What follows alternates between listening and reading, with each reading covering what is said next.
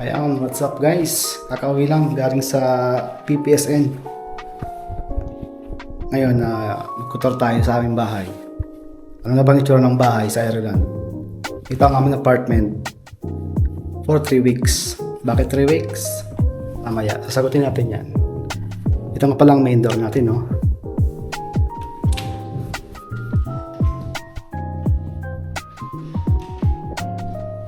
Lock mo natin. Tikas ah. Ayan, nakalak na. So ito, pagpasok mo sa main door guys, ikaw makikita natin. Isang gwapo, kasalamin. So, paano nga ba to? Pagpasok natin, ito, hallway. Ayan, itong pintong yan. Yung pinto niya, yan ang aking kwarto. Tara, tingnan natin.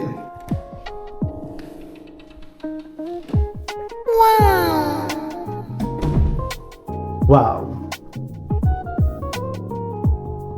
So, bali guys, dalawa kami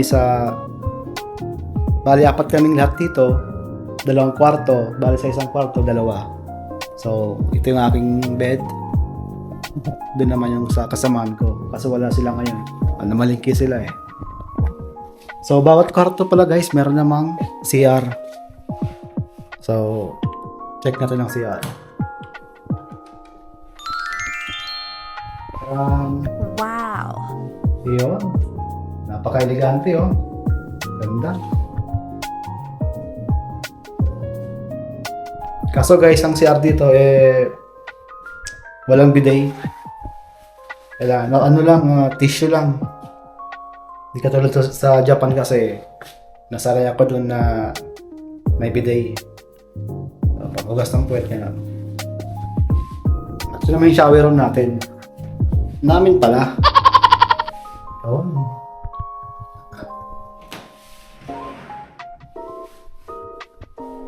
So, meron siyang heater kasi malamig na ngayon. Lagi naman malamig dito. So, ang next natin ay saan ba? Kitchen. Let's go!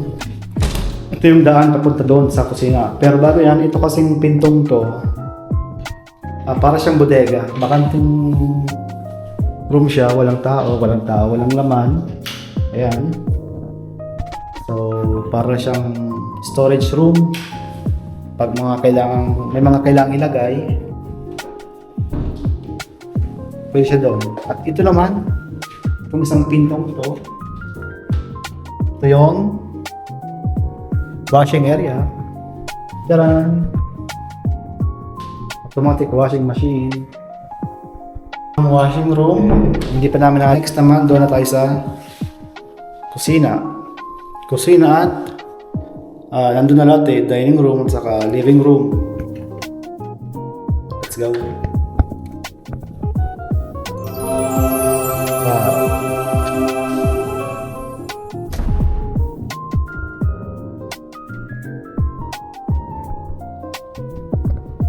So, ang lawak no ng aming living room. Ayan, merong sofa. Malit nila mesa.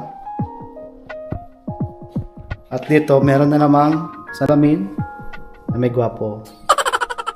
Yo. At dito naman parte, ito yung aming kusina. Ito yung kusina guys.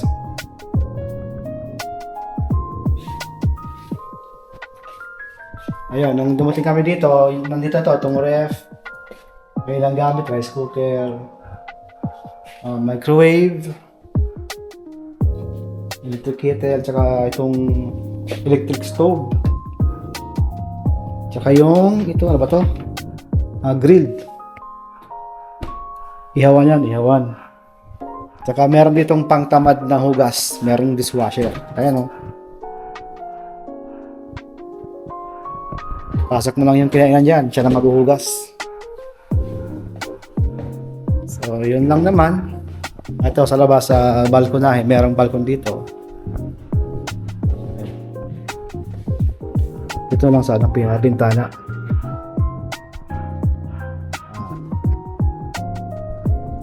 Yan yung view sa labas.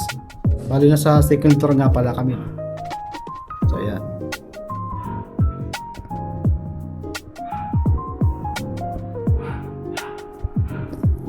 Medyo mapuno yung labas. So saan pa ba? Yun lang naman guys. Ano masabi nyo?